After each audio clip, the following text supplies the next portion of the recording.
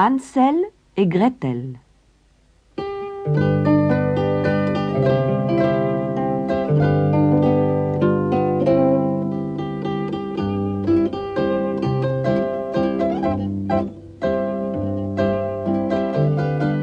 Il était une fois un bûcheron qui vivait avec ses 2 enfants, Hansel et Gretel, à l'orée d'une profonde forêt.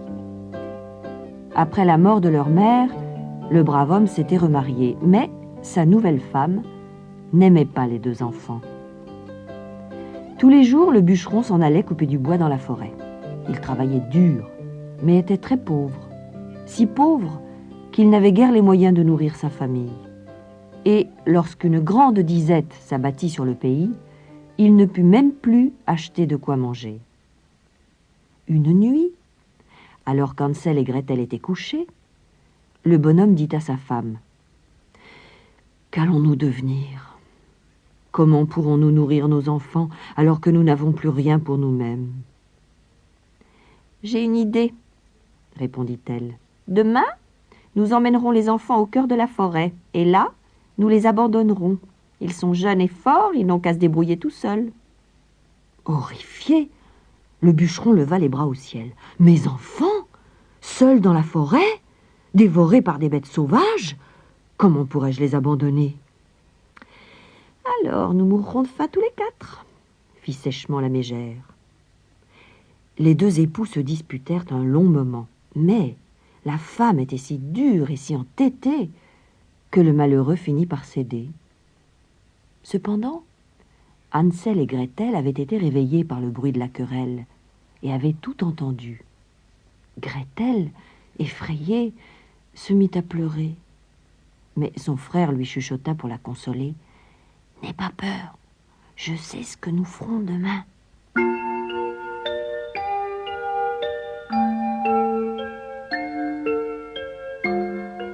Quand tout le monde fut endormi, Hansel se glissa hors de la maison. Des centaines de petits cailloux blancs étincelaient au clair de lune. Hansel en remplit rapidement ses poches, puis retourna se coucher. Au matin, leur belle-mère les secoua. « Réveillez-vous, paresseux, leur dit-elle. Nous allons dans la forêt chercher du bois. » Elle leur donna un petit morceau de pain pour le déjeuner, et tous prirent le chemin de la forêt. « Dépêche-toi, Hansel !» lui dit une ou 2 fois sa marâtre. « Pourquoi avances-tu si lentement ?» Mais le garçon continuait à traîner en arrière, les mains dans les poches, et quand on ne le regardait pas, il jetait un de ses petits cailloux blancs sur le sol. Après avoir longuement marché dans la forêt, ils arrivèrent dans une clairière. « Reposez-vous et mangez votre pain, » leur dit la méchante femme. « Nous allons couper du bois, et quand nous aurons fini, nous reviendrons vous chercher. » Les enfants mangèrent leur pain, puis, fatigués, s'endormirent sous un arbre.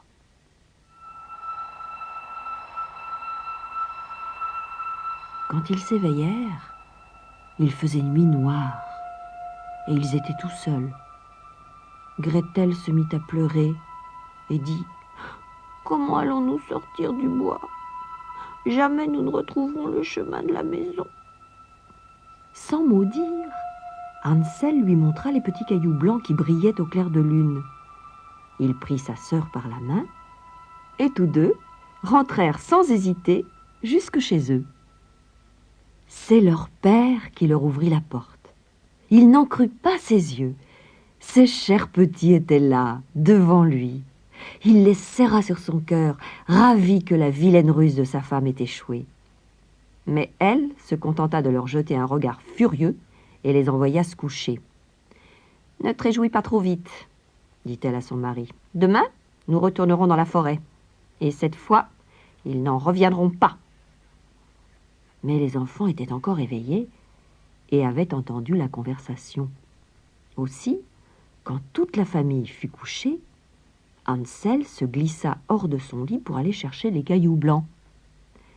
Mais la porte de la maison était fermée à double tour, et il dut regagner son lit, les poches vides.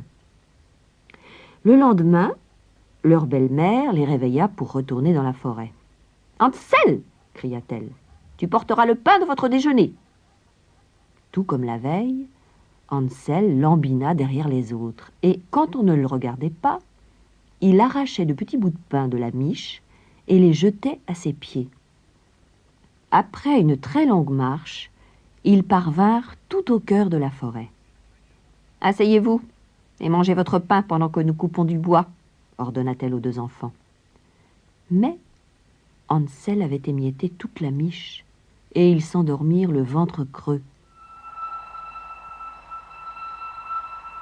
Quand ils s'éveillèrent, il faisait nuit noire, et ils étaient bien sûr tout seuls. Mais cette fois, Gretel ne pleura pas. « Comment allons-nous rentrer, Hansel ?» demanda-t-elle calmement. « Avec quoi tu traçais le chemin ?»« Avec des miettes de pain, » répondit-il. « Mais où sont-elles ? Je n'en vois aucune. » Ils eurent beau chercher de tous côtés, ils ne retrouvèrent pas la moindre miette de pain. Les oiseaux les avaient toutes picorées.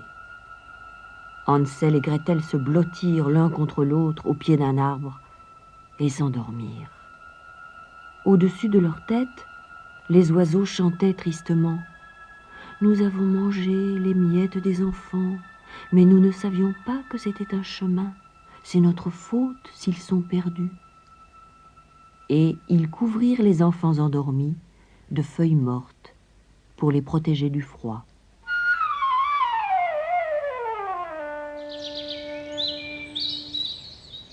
Au matin, Hansel et Gretel se mirent à marcher dans la forêt, mais ils ne purent retrouver leur chemin.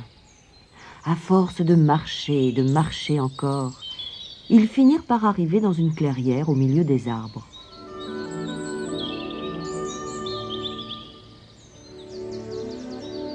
Devant eux se dressait une maisonnette comme ils n'en avaient jamais vu. Les murs étaient de pain d'épices, les fenêtres de sucre d'orge et le toit de chocolat. Ils avaient si faim qu'ils coururent vers la maison. Hansel se mit à dévorer les tuiles de chocolat. Gretel croqua à belles dents une vitre de sucre d'orge. Mais soudain, la porte s'ouvrit et une vieille femme sortit en boitillant. « Ne dévorez pas ma maison, mes enfants, » leur dit-elle. « Entrez plutôt, je vais vous donner à manger. » Ils la suivirent à l'intérieur et lui racontèrent comment ils s'étaient perdus. Elle leur servit des crêpes, de la crème et du lait, puis elle leur prépara un grand lit, et Hansel et Gretel s'y couchèrent. Mais la vieille était en fait une méchante sorcière qui se servait de sa maisonnette pour attirer les enfants. Quand elle en attrapait un, elle le tuait, le faisait cuire et le mangeait. Lorsque les enfants furent endormis, elle prit Hansel dans ses bras et l'emporta dans une petite cage où elle l'enferma. « Cela me fera un bon repas, » se dit-elle en voyant ses joues roses. Hansel secoua la porte et cria tant qu'il put, mais il était bien enfermé.